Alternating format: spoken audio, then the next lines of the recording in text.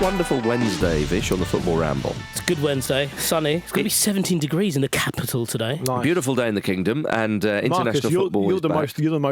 the most enthusiastic man about international football. I think to myself, it's International Football Week. What are we going to talk about in the Ramble? And then I get a little bit of anxiety about it, and I hear Marcus do the intro and go, "That'll be fine. It's going to be fine. It's the best form of football. It's fine. Get in my slipstream, baby." Tiger Woods as well. Well, you know, Tiger Woods used to wear red on on Sundays. Yeah. Marcus is wearing his lilac. He is a lilac. International Week. International lilac. Yeah, Lollock. Well, International Lilac. The new album brought to you by Marcus Speller. Absolutely right. It's all Pitbull covers. It'll all be. It does sound like a Britpop album, though. It does. Well, International Lilac. Yeah, it does. Yeah. Probably a dodgy B-sides album. Yeah. I'd say. I like to fuse the two, Andy, and call it Pit Pop. Anyway, let's have an England update, shall we? Do you see on Monday he wished everyone a St. Patrick's Day? Did he? That's nice. That is nice.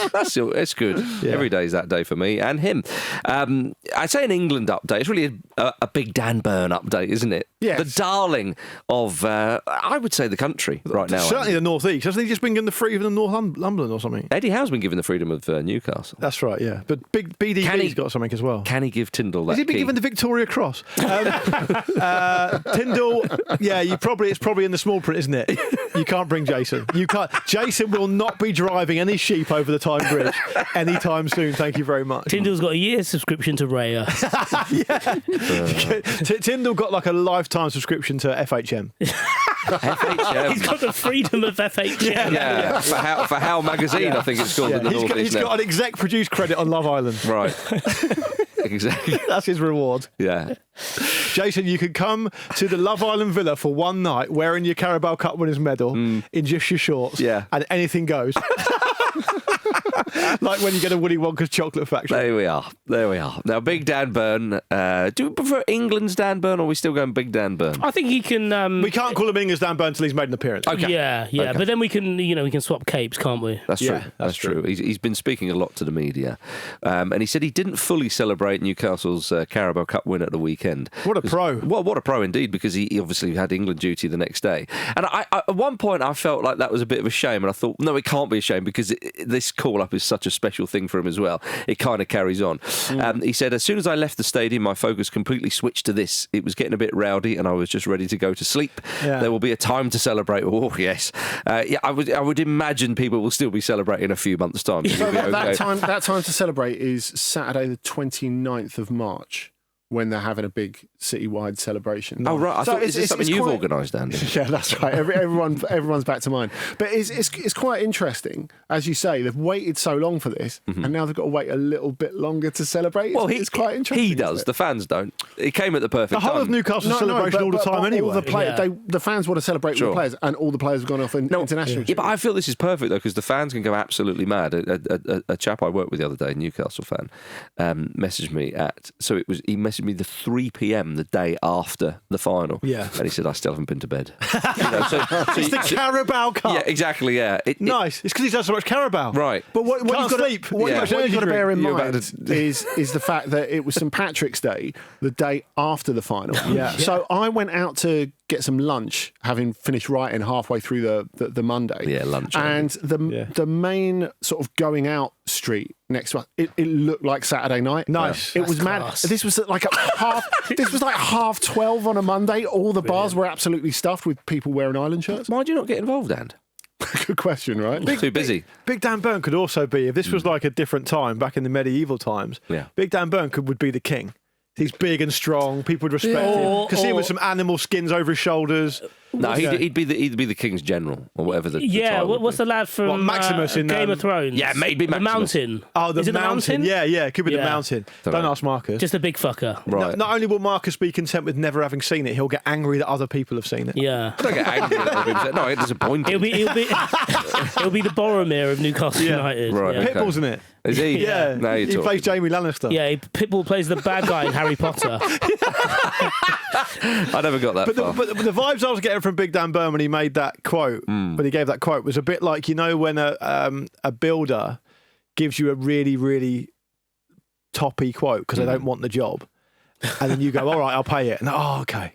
because he didn't want to drag himself away from Newcastle. Yes. But at the same time, he kind of wanted the money. Do you know what I mean? He wanted to be there. He wanted to be part of it. So for him, I guess it is quite annoying timing because he'd love to have an opportunity to celebrate a genuinely historic achievement by Newcastle, given that he's from the area. Yeah. Give his dad did that open letter, which is very emotional to read about how much he was proud of his son. Yet he's got to go off and do something that's also amazing, and he can't be in two places at once. That's what I got from him. I still think he's less emotional than Bruno Guimaraes. Oh my goodness. Bruno Guimaraes will be sitting there amongst 25 Brazilians, like bawling his eyes out still.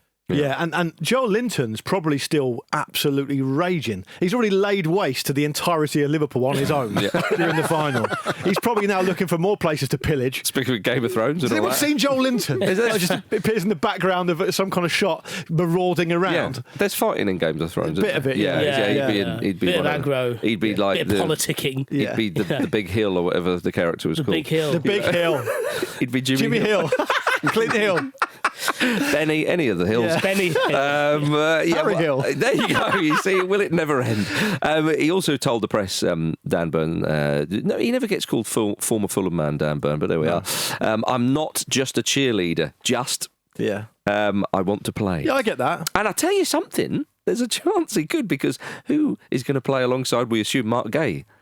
Yeah, that's true. I also wondered if, it depends on the system that Tuchel's going to play. I know Gay he plays on that left side usually. Yeah, Although he's predominantly right-footed, I believe. Yeah. So, or he could play left back, although Miles Lewis-Skelly might be a bit annoyed. Yeah, well, and also Adrian Clark wrote this really interesting thing on the Premier League website when Tuchel got appointed, and it showed that for Tuchel's time at Chelsea, he basically played a back three 55 times out of 63 in the Premier League, and then basically abandoned it when he went to Bayern Munich. And obviously a lot of that is to do with personnel. But then you look at the personnel he's picked for this squad, very centre-back heavy, and you wonder if that's an interesting point, isn't it? The Mark's not going to go into depth on this from tomorrow's show, but I think it's very, very unlikely he'll play a back three. I think so as well. None of the players play a back three in there for their clubs, and they haven't done it all season. I think you need a midfield three for England. Never stop Glenn Hoddle. Yeah, fair. Well, yeah. I think the interesting thing with Burn is he has aged very, very well, but not as a left back. Yeah. So as centre back, I think which is where he's playing now. He could do a really good job for England if they decided to use him at left back, which I agree with you. I don't think they will. I think Lewis-Skelly will play the games instead. Then it's different. If he did play left back, I think Miles Lewis-Skelly would be even more annoyed than he was when he had to stand next to Dan Burn to Well, I was get a photo. What a love! Honestly, it was great footage. Honestly, what a offended. lovely video! And for all the Tuchel's obviously come in and made it very clear that we've got X many games until the World Cup, and his contract is for the World Cup. Here for a good time, not a long time. Well, no, it's not even necessarily here for a good time, here for a productive time. Well, if you win the Not cup, long it'll be a time. good time. Sure. It's like you at spring break, Marcus. Get right amongst it, achieve as much as you can, and then get out of there. I prolong it as much as possible. So. Take me to Mexico. But the vibes created of the excitement of going to England, even the fact that Dan Burn's happy to knock it on the head early enough to be fresh for for the meeting at St George's Park the next day. Seeing them two, who I don't know if they've interacted all that much. I know what you mean. Hugging. The fact that Dan Burn mentioned in his press conference that. I mean, he was asked this, but he had apologised to a couple of players. Like he said, he smashed Jared Bowen when they played West Ham once, and he felt compelled to go over and apologise and stuff like that. I think they'll accept that apology. Any player, he gets. Yeah, all right, mate. Yeah. No, don't worry about it. I think I was a bit late as well, actually. But it kind of the vibes of that, and also knowing how focused this period on Tuchel's going to be, I suddenly had that little bit of. I think I would die for both of them. Yeah. Oh, nice. Just that good feeling on of the terraces of America. You weren't of the Pete school of thought, who was obviously quite offended that Dan Burn did the hand shelf of Miles Lewis-Skelly. Yeah, I think that's fine. No, he was encouraged to put his arm around him. Because Lewis-Skelly had to squeezing him on the other side. Pete says that tall people, they don't just put their arm around you, they do the hand shelf. They put the hand on the shoulder, which is subconsciously trying to make you feel shorter. I think that's worse than the little grab like a child. That's Pete, not me. I think that Dan Burn was spot on. He should have cradled Miles. He should have cradled. I've never before thought of Pete as the Dennis Wise of the Ramble. Maybe that's the case. The other one. Sorry, very quickly. The other one at left back is Tino Livramento. Well, he's a right back. Yeah, he is a right back, but he's played left back quite recently. But he's got in the squad as a left back. Levi Colwill can play there, but again, has mainly been deployed as a centre half this season so far. I think Lou Skelly will probably see him. Obviously, the games are against Albania and Latvia. Albania provide a sterner test than Latvia. How stern is the test out of 10?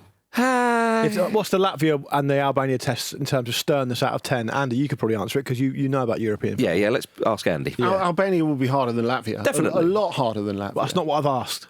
I've asked for marks out of 10 for sternness between them. Sternness, maybe 7.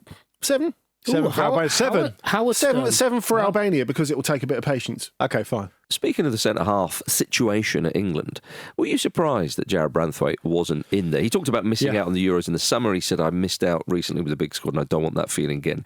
He's with the under-21s, with Lee Carsley and co. The under-21s is outrageous. He's a rather decent it's a rather decent squad. A lot of names in there you'd recognise from the Premier League. Was Carsley doing that during his interim period? Was he just recruiting for the under... Double agent. It's really fun down there. Yeah. Come over. This is rubbish. So much pressure. Yeah. Come back with me. Who wants to come back to my house party? Yeah. This one's got nothing. Come play at the Riverside. Strange, right? But did you think that Branthwaite should have been there? Well, I think obviously the Euros came a bit early for him. I think while we were disappointed for him, and he was obviously very disappointed himself, we could understand that he's got a large career ahead of him. And then this time round, I suppose he could feel hard done by because, if you look at who's he going to go in there ahead of? Maybe Gerald Quansah? Because I know Gerald Quansah's a better side, but he's not playing anywhere near as often as Branthwaite is. So I think Branthwaite could possibly, and then you've got to think about the profile defender he is. I mean, that kind of depends. I think where England are at the moment is they're heading into that territory that France have been in for the last decade, in that there are a lot of good players who just won't get in the squad, and you just have to accept that. Really, sure, I get that point, and that's always going to be the case with the current generation of what England England produces in terms of players. But if we're looking at things like, I know partly it's to do with the profile of defender that you want to pick, depending on how you want to play. So I get that.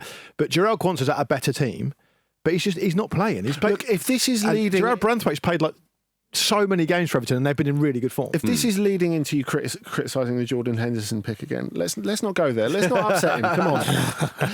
Andy, I made my feelings on that. I sort of like a lot of people. I think a lot of people say with Henderson, okay, I get it, but I wouldn't have done it. Yeah, I think that's probably the general. But if you were England manager, you would be holding on to your favourites so long. You'd be like Southgate times 1,000,000. Yeah. Oh, I'd have Terry Butcher in. You'd be like Homer Simpson and the sandwich. You'd be Terry Butcher. Do the thing with the bleeding head again, Terry. I'd have we can sell some merch. We can sell some merch. A bloody bandage as merch. Des Walker alongside him.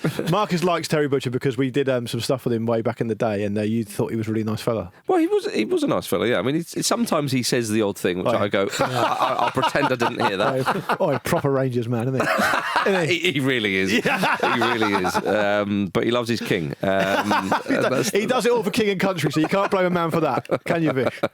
He cannot. You can't, and you won't. Adam Wharton has been training with the senior England team this week. I don't know if Thomas Tuchel's aware of that, but he's not in. But he's not in the squad, but he's been training with the team. The way you're saying that, you're suggesting he's like very anonymously just nicking the midfield together and no one's noticed. He's so good at retaining possession. Thomas Tuchel's like, we look fucking great. Yeah. Who's that young lad? They've been doing that. They've been training together with the under-21s because there was like photos of Job and Jude pissing about. Well, Job was obviously trying to get some work done. No, let's like fuck off. Jude Bellingham, clearly they finished up and then he strode over there. All right, lads, how you doing? Yeah. Oh, what's my little brother saying now? Eh? But Liam Delap was also training a bit with the first team as well. I mean, it all makes sense with sort of the crossovers and so on that one would hope would happen in years to come. But Wharton in particular. Yeah. Is someone who's captured some of the imagination, Andy, of the footballing public here. And beyond. I think you look at the clubs that are interested in him across the continent, and that is not normal for someone of that age who's played as many Premier League games or as relatively people few love him, Premier League games. Yeah. Well, you look at the clubs that are looking at him, Bayern, PSG, proper big clubs are looking at him. And I think this really expresses the fact that if it hadn't have been for the fact that you've had a very difficult season at times for reasons that are not really your own fault, you would be in this squad. That's what it's saying, isn't it? He's basically had 4 months out in the middle of the season. Yeah. He's not been back more than 8 or 9 games. And even then he's been eased into it. I think he might have only started 2 games since he's come back from injury. Yeah. So again, it might just be a bit early for him, given his age. But he's definitely a player that we should be very excited about. He can knit a midfield like brilliantly. He's no nonsense. He uses the ball so well, which is one of the most underrated aspects of football. Because what happens is certain types of football fan will look at a player like Adam Wharton and go, I don't understand what he does. He doesn't catch my eye. He's not a Steven Gerrard. He's not this. He's not that. Whereas actually, to retain the ball as well as he does, to always make the right decision, is really important. I think people in this country are coming around to that. They are, I think definitely. a lot of people It's are. much better now than it was. But I think also, he's quite eye-catching in the way that he does those things because of the way that Palace play as well. And I suppose one of the things that's important to remember is that he came into the season with a groin injury that they thought they could manage and they realised they couldn't, so he had to have that operation. And I suppose it kind of feeds into what Andy was saying about the number of people looking at him, because Palace have already taken on that risk of A, getting him the operation, and B, kind of feeding him back. And the thing about training with England as well, as Andy again kind of alluded to, he's such a rare player, a rare kind of player, that it'd be great to practice against. Yeah. And really test your... obviously these are seasoned players in that main England squad, but testing yourself against someone like Wharton, the way he moves, and having to close down someone like that is basically what you have to do at international Would you level. say you like the way he moves, Fish? I like the way he moves, yeah. Yeah. Duh, duh, duh. Yeah. I tell you what, if someone does want to prize him away from Paris, it's going to cost a lot of money. Yeah. He's contracted, I think, till 2029. Big, 4 years left in his deal. It's going to be massive money. Indeed. Now, a player who has been training with the England squad as well, who's in the squad now, is Morgan Gibbs-White. And he said Thomas Tuchel has been incredible. This is so funny. With England's players. This is funny because this is such a kind of, I think he's probably the best manager I've ever seen because there's a game coming up. That's right. And he didn't pick me for the first squad, so now I just want to make him really feel loved. Probably turn up with a big bunch of flowers and a teddy bear. Well, apparently Thomas Tuchel phoned him up and said, if you're not still angry with me, then do you want to come and join us? And then he looked out the window, and Morgan Gibbs-White was standing there with a big stereo, playing music with a super like soaker. John Cusack.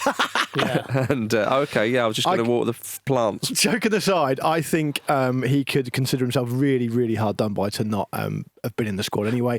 He's only been added because Cole Palmer's been injured, right? So when realistically he's been playing better than Palmer for the last couple of years. Ages, absolutely ages. Gibbs-White said you can't himself, not- Andy, to Tuchel, I said to him, I think I've done enough to get the call up considering the club form that we're in, but you are the manager, you make the decisions and I will respect that. But the fact You have to respect it, really. You can't just turn up. Yeah, I mean, indeed. But the fact is he felt comfortable or felt necessary to say that, and Tuchel kind of accepted it. And okay, and I think he's talking about Tuchel's man management already. No, but this is Tuchel. He encourages open dialogue. He says exactly what's on his mind. Indeed. To a quite uncomfortable extent sometimes. Yeah. But I think that's probably quite a good thing in this context.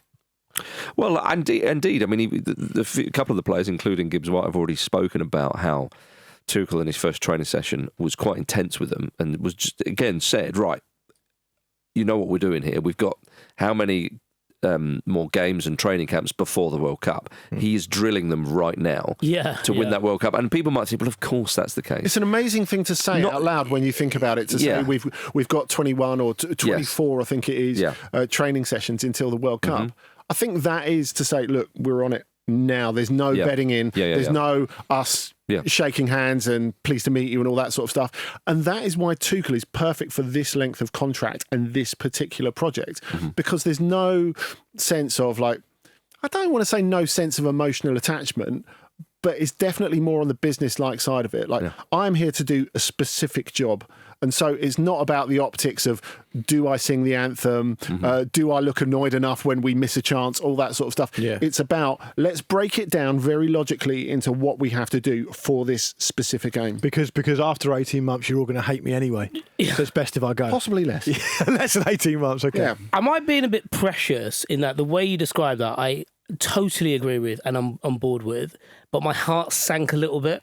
Yeah, I know what you mean. Because of I understand the ruthless nature of it, and that's something that has been missing. What, because it's so opposite to Southgate? No, not that. I think there's something about it that it's obviously a journey, and part of the journey is almost the scenic route you take as an England fan. Again, as I said, I am probably being precious about this, but the cutthroat nature of that, just, I don't know. There's a.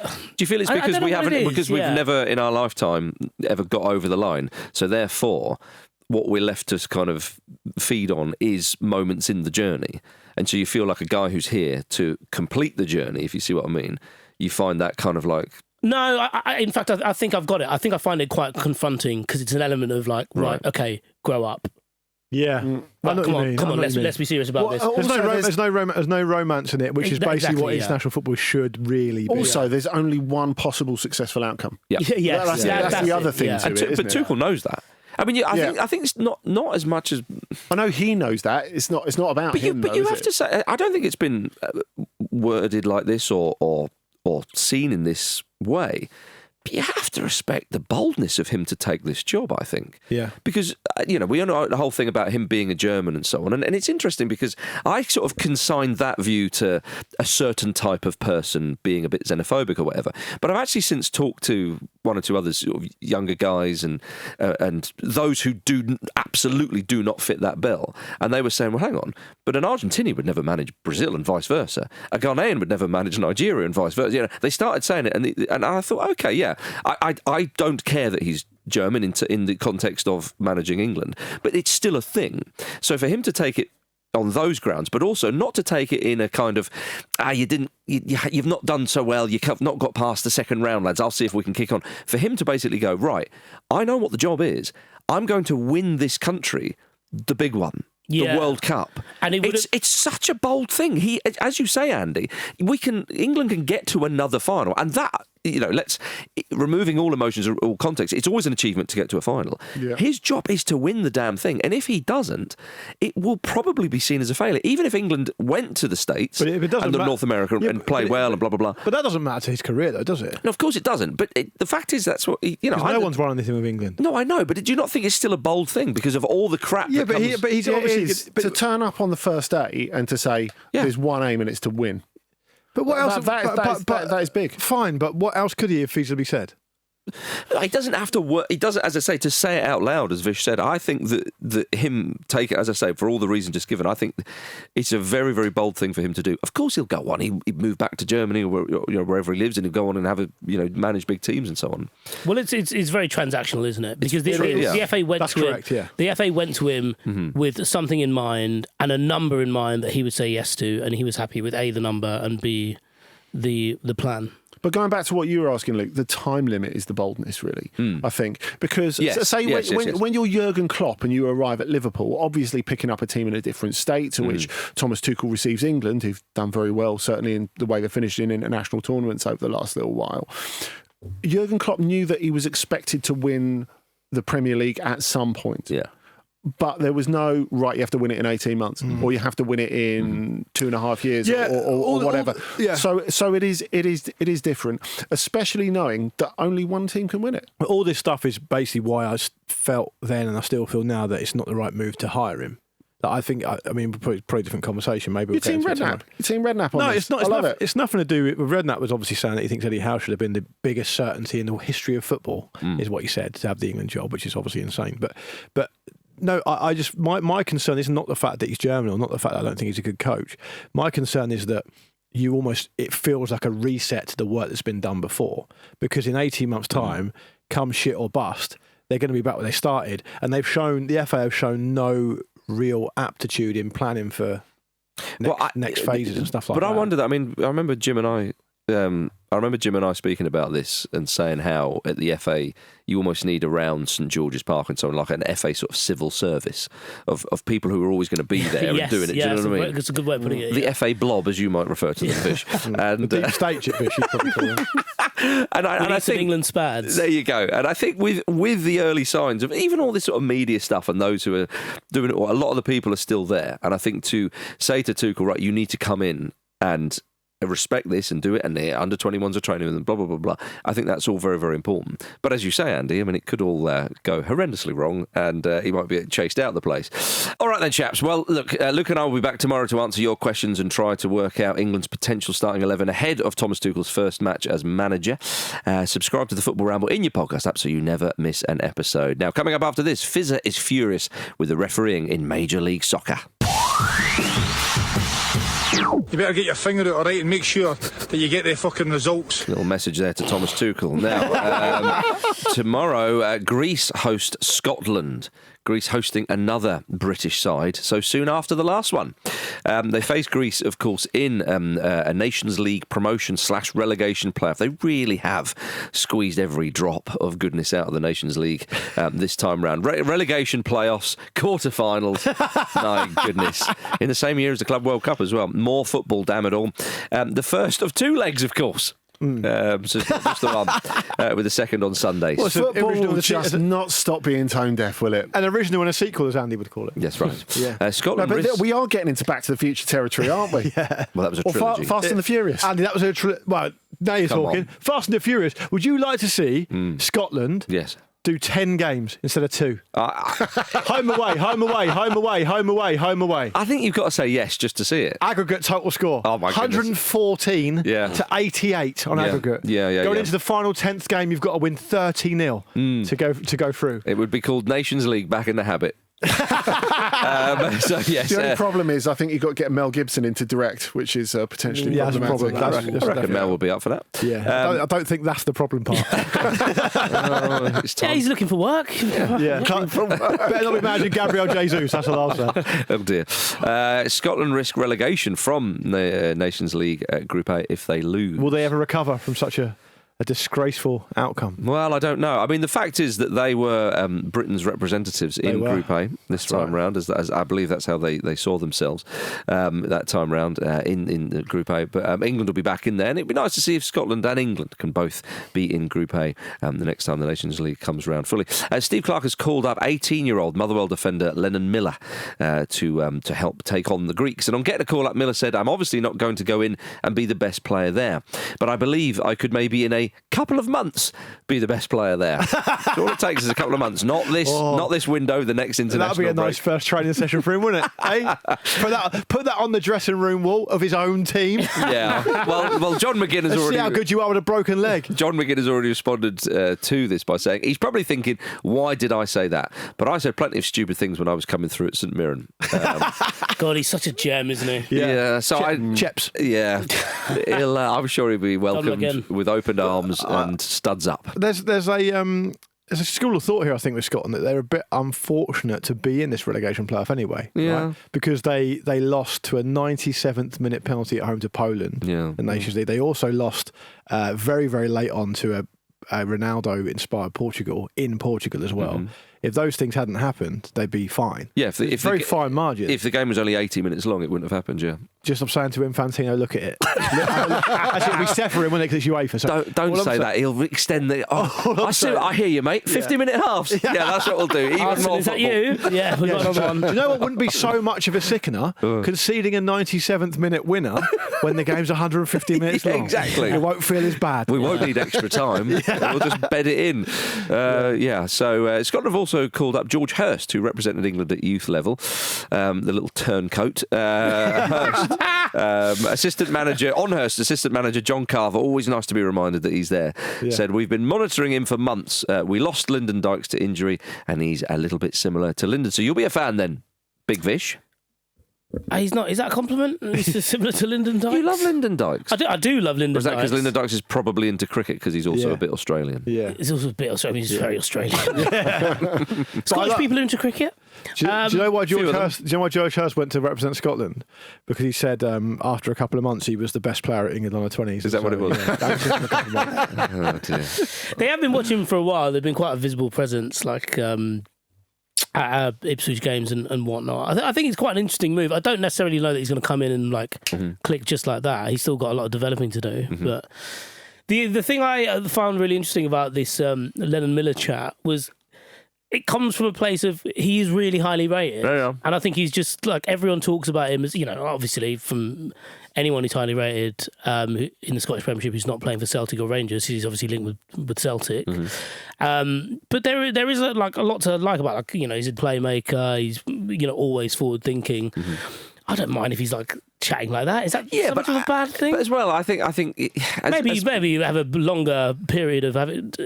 By the second leg, I'll be the best player here. But also as well, when he's 18, you're shoved in front of the media. Exactly. And you go, well, I'm not going to be the best player here. And then you think, actually, that sounds a bit negative.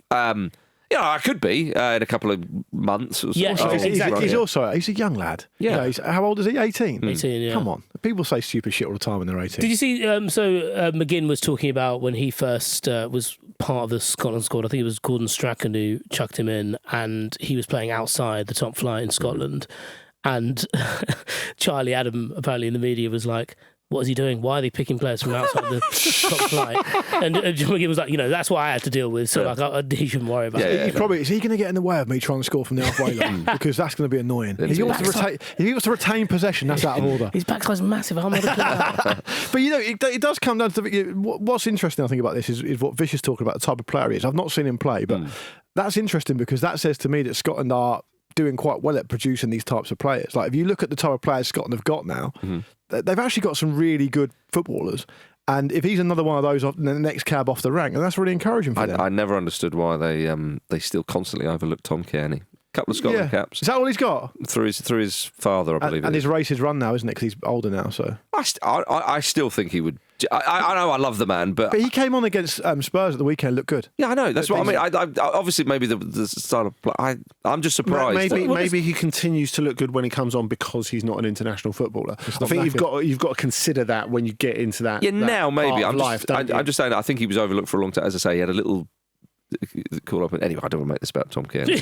You kind of do, don't you? Yeah, no. Talk about his left foot again. What an absolute wand! It's the stuff of mythology, and I thought, therefore, away to Greece, they might play into it. Greece have got a good home record, though. I think what they lost twice in the last 4 years. I think it was written obviously once to England. So I think Scotland can, use England as inspiration. Andy. Well, I think we could all agree they'll be doing that anyway. Yes, just perhaps not quite in the way we mean. Yeah. Little Georgie Hurst, what's it like over there? St George's Park look wicked. Everyone's mates. Yeah. Doing handshakes.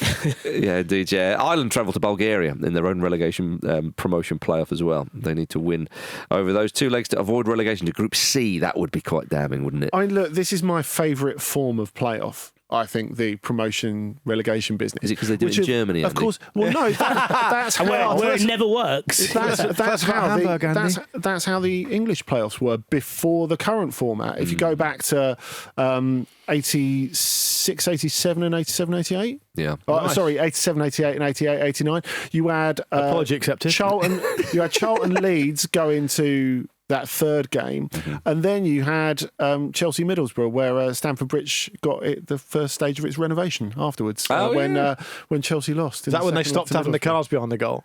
Oh yeah, they were the days. But they existed for a few years more, fortunately. What's interesting about the Nations League is there's a feeling, because it's how many years it's in now, not that many. We've had 3 champions. This is the 4th iteration of it, maybe. Sounds about right. We're still. I feel like because of the nature of the format, we're still waiting for it all to shake out. Because you say about Group C that would be kind of demeaning. And you have got teams like... Not demeaning as in I know what you mean. You didn't say Irish, that, but you know what I mean. But because you've got 2 people like the Faroe Islands in there and stuff like that. But you've also got Sweden. They're going to be promoted, but Sweden are in Group C. It takes a while for it feels like it takes a while for it all to shake out and see where people. I think it'll be constantly shaking out though. Well, I think it's all about how much meaning you attach to it, and the fact that it will always have different meaning for different teams, because some teams will treat it as something they legitimately want to win. Like San Marino being promoted into Group C for next time because they won the Group D. Yeah, but for example, like England will, I think, always treat it as an area in which they want to try stuff out. And you have to bear that in mind as well. He's raging to hear that. Look at his face. He's absolutely raging. It's a major tournament. It's one of the big 3. But depending on your aims and how realistic your aims are in the big ones like the World Cup and the Euros, something has to give somewhere. doesn't it? All I'm saying, You look at Group B and the fact that England are in it. If I was England, if that was a WhatsApp group, I'd mute it. I don't want to be hearing from any of the teams. yes, but England got promoted, didn't they? So they'll be back in Group A. Yeah, So true, you but can I'm saying, but you look at the, All right, look at the Vish, teams that are quickly in, yeah. before we move on, because we need to do a fizzer update here. Yeah. If Shall I Tuchel, filibuster? yeah, if Tuchel wins England the World Cup, and obviously that was a short-term contract, next time Nations League rolls around, do we get Tuchel back again just to take care of that one? I love the idea of Tuchel lifting the World Cup with England and the back page of the Sun being it's no Nations League.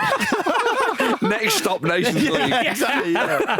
Really crucial part of the development building towards the Nations League. But we all know the Confed Cup is the big one. Oh yeah, Because you've got to win Absolutely. one of those tournaments. Exactly. Yeah. Just in big block letters. Now go and win the big one.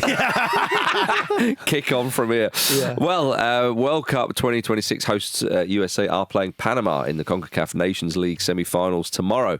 See, it's that popular, the Nations League. It's spread throughout the globe. Yeah. Now, a reminder that Gianni Infantino, FIFA president, recently told United States of America President Donald Trump that there is a chance that the US could win the World Cup. Now, realistically, the president of FIFA probably shouldn't be saying that about one of the competitors. No. Yeah. It doesn't sound great. do you think Particularly to someone who is a fucking moron. Yeah. A dangerous fucking moron. Do you think he's sucking up to him?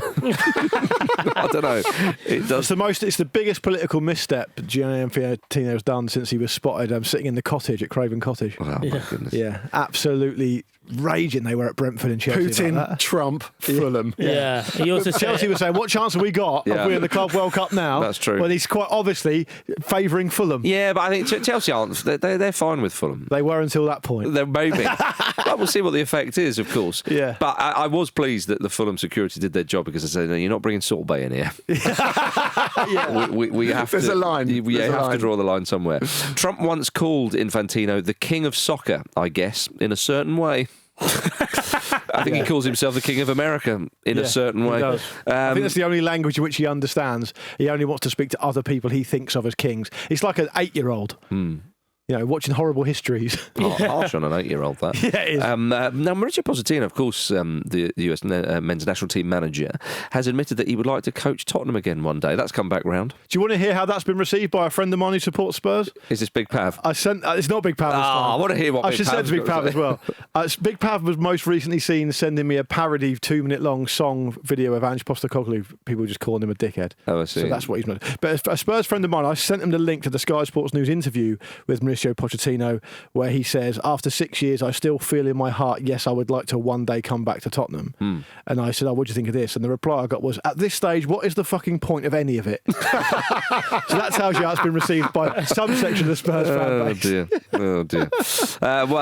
Everybody, make sure you listen to tomorrow's On the Continent, where Miguel Delaney will join Dotton and Andy to explain what the relationship between Donald Trump and Gianni Infantino means for football heading in to that 2026 World Cup and beyond. Miguel slamming it back with you guys again, is he?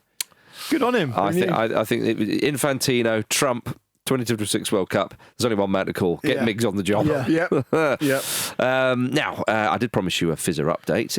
Portland Timbers currently 12th in MLS in the Major League Soccer Western Conference with 4 points from their first 4 games. 12th How is this in here? Of course, 12th at the moment. You know, safe from relegation.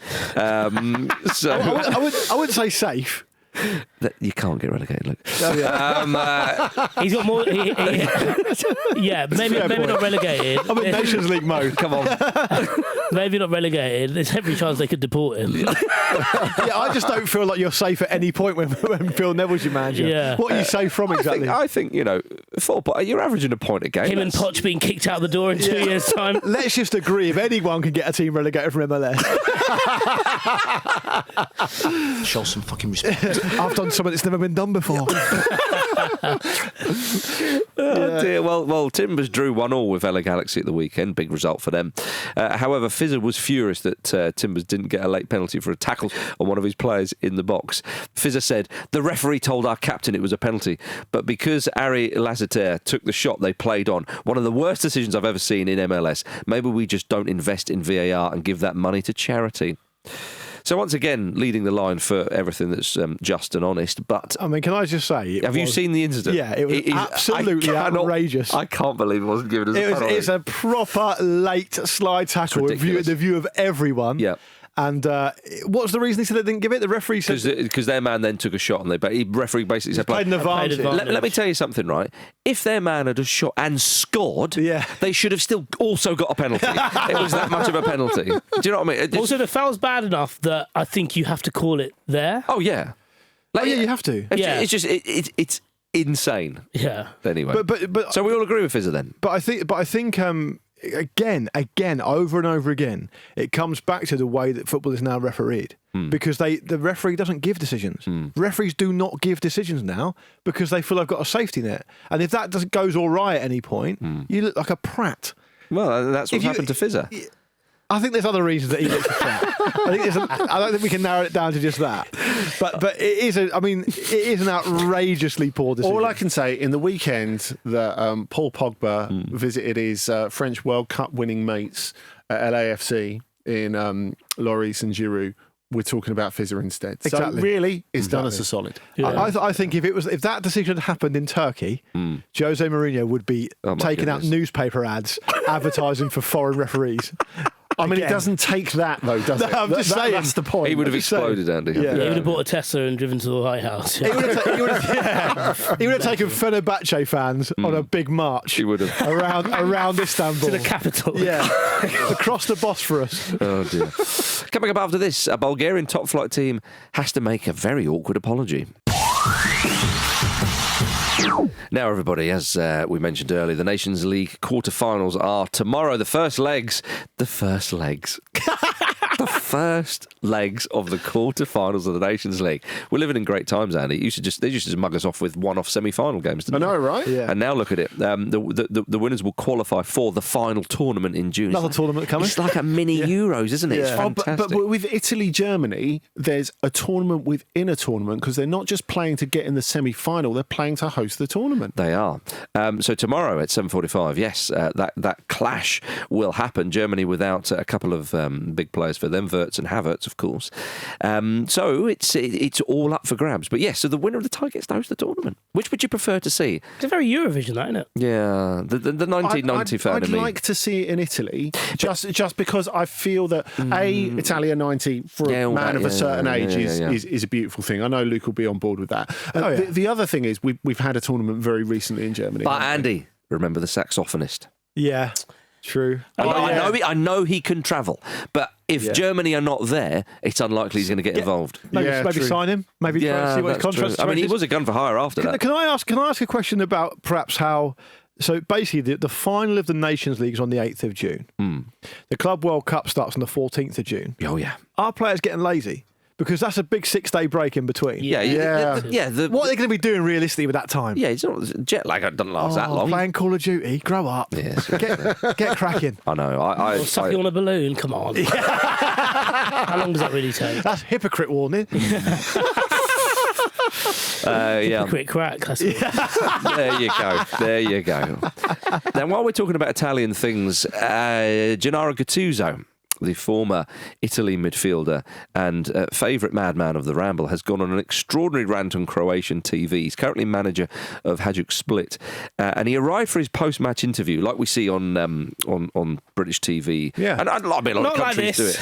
They do it in the Prem now. Definitely not like this. Yeah, when you have not always a desk, but sometimes there's a desk there.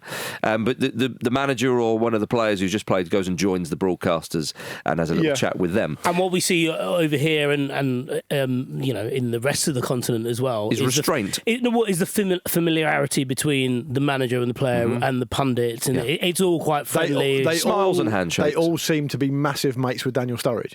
Yes. Everyone's delighted to see Daniel Sturridge. Yeah. So Gattuso arrives on camera for his post-match interview, and he snubbed a handshake with one of the presenters. So a good strong start. Yeah. Was that because Josko Jelicic wasn't wearing those Prada utility gloves that Daniel Sturridge favours? Oh, that's great. That's great. You know, the gloves with the bags on. It's not that, Andy, and I know why, because You told us. Little Gino did give us an explanation, so Don't call him Little Gino. He'll be in here in a minute. Oh, see how you get on with him coming in here, screaming in your face. Oh dear! He said, "I don't shake hands with you as you speak too much and you don't have respect for the people." Jelicic responded by saying, "You played very badly," which is bold. Yeah. Which is bold. Yes. And Gattuso replied, "You are speaking to someone who has won everything in the world. I won't speak with you, okay?"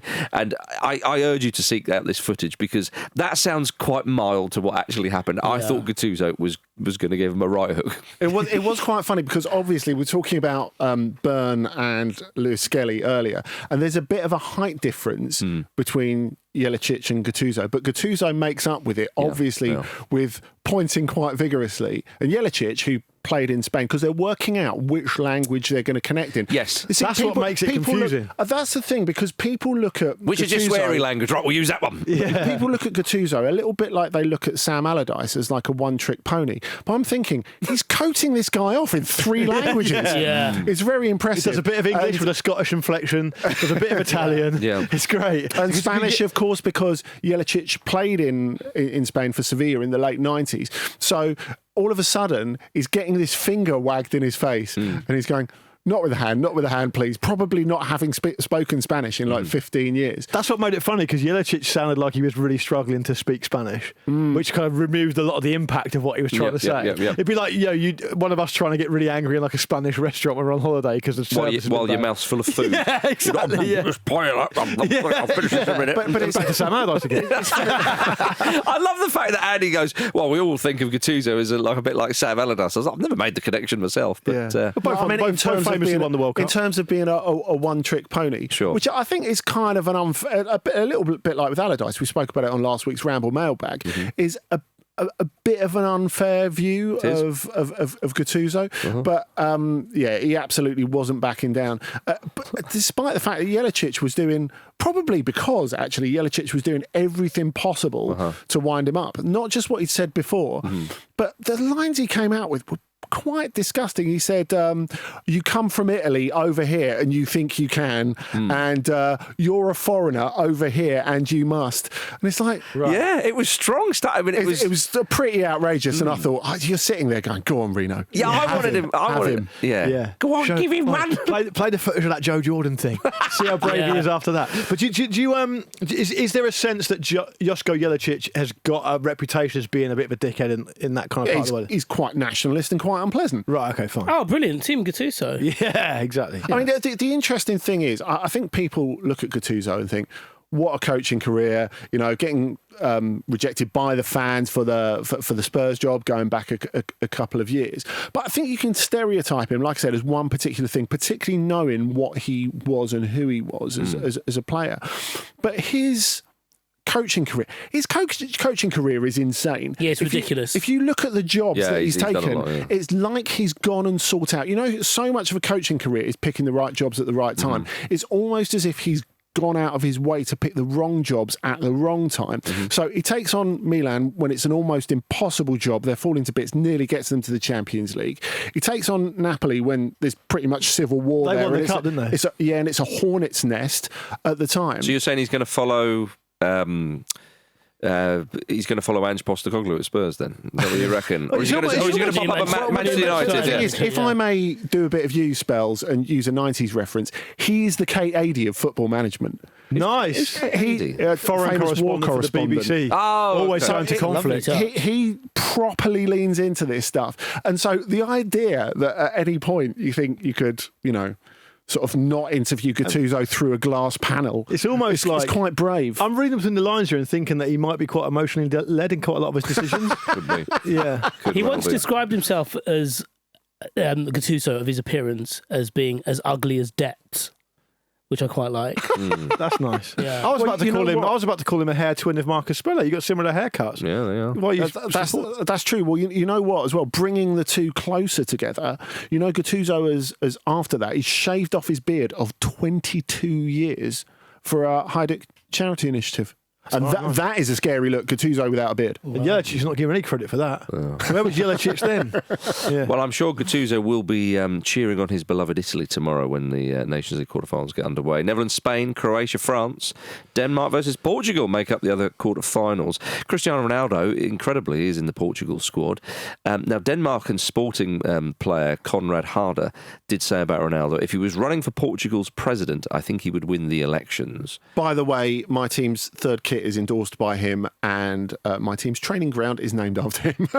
Right. There we are. Yeah. Okay, right. Yeah, Lovely bit of product placement there. if you're playing at Sporting or you're playing for the Portugal national team, you have to get involved with this. The campaign trail now that we may well call it. Absolutely. I'm looking forward to seeing Portugal play, Andy. After the epic battle that was Liverpool versus PSG, we all very much enjoyed Vitinha in the centre and João Neves as well. This is no surprise to anybody, but it was a reminder that they've got some proper midfielders in there. I mean, João Paulinho can't even get in the side. Yeah, that's right. Although he has been out injured for a lot of this season, of course. What do you think of Portugal? In the squad. Yeah, but what do you think of Portugal at the moment? Look, they've got the players to do it. They've always had the players to do it. Whether qualification, Martinez, translates to a tournament, that's the question. This is a because tournament, because it didn't last time. That is. Well, it never has with question. Martinez before, has it? It never has with him before. No, Belgium, it did when he got in third place at the World Cup. But we're not talking about that. We're talking about the Ronaldo issue. The fact that he should have rested him at various points in the Euros and he didn't, and that completely undercut what Portugal were trying to do. I think what undercuts all of it is the fact that Ronaldo's been playing in the pub league for 18 months. And yet he's still getting picked whenever he wants to get picked. It seems to me like he's just deciding when he's going to stop. Can I say that when you compare the Saudi Pro League, don't compare it to a pub league. Okay. You have to go to Bahrain for the public. Yeah, okay. It's a fair comment. And Cristiano Ronaldo's famously teetotal anyway, but I think you understand the point I was making. Isn't it funny, though, that Denmark have just brought in an uncapped striker who's like prolific in the European game, something which Ronaldo is, not anymore. Yeah. There we go. There we are, Andy. We're going to finish. London-born Fulhamer as well, Mika Biret. Oh, right. Ooh. Oh, yeah, the guy who keeps scoring hat-tricks for Monaco. Yeah, that's right. Yeah. There you are. You see, it all makes sense in the It's all end. coming up Hoyland this week, isn't it? Now, we're going to finish by going to Bulgaria, much like Ireland. A Bulgarian top-flight team has apologised for holding a minute's silence for a former player, only to discover he's still alive. Arda Kazali paid their respects to 78-year-old Petko Ganchev before Sunday's game with Levski Sofia. Big game, of course. Now, before the game had ended, Arda had posted on their Facebook page saying they had been misinformed, and they said they would like to express their apology to former Arda player Petko Ganchev, of course, 78-year-old Petko Ganchev, and his relatives after the club received wrong information about his death. He said his phone just kept ringing. Well, he said when he was in the car. He said while I was on my way home, the phone started ringing a lot, which is odd because if he's dead, he's not going to pick up. I'll just check he's definitely dead. It's gone to voicemail. Should have phoned his wife, which presumably some people may well have done, because he said he parked in front of the house, he entered the yard and he said, my wife greets me crying and shouting, Petko, Petko, they announced on TV that you've died. He said, when I heard the terrible news, I poured myself a small brandy. It wasn't small. No one's ever poured themselves a small brandy. I like Maybe before 11 o'clock, but they've given me the green light. You can there. legitimately use the phrase, rumours of my death have been greatly exaggerated. But I'd ask you guys this, and what I really loved about this is that Arda Kazali also had to release another statement, obviously clarifying, in which they ended it by saying they wished him many more years of good health, which is nice. But what's more disrespectful, doing that or not doing a minute silent when he has died? Yes, exactly. I think that's worse. Well, they always say, don't they, that whenever a big celebrity or somebody who's loved dies, you're like, I wish they could have just stayed and lived an extra day to see it, which of course wouldn't make any sense. Doesn't make any sense. This guy knows what it's like. What's going to be like, what he could do is make a really good list of the people who clearly didn't care. Yeah. And then cut them out of his life. I heard some of the away fans were booing there. Started with his wife. Why was she crying? Yeah. Was it tears of joy? Do you reckon there was maybe a point where Was she on the phone to the life insurance people? if I don't correct anyone here, I could have a really comfy, quiet few years. Or do one of the best pranks of all time. Yeah. Yeah. Come out the coffin. Yeah. I got to lie very still for about a week. but it'll be worth it. I wouldn't have gone that far. I'd have You're turned right, up at the game. As someone who's got a toddler at home, 6 months of that sounds great. No one bothering me. Yeah. So Jim looking on being like, he'll probably make money back on his TV.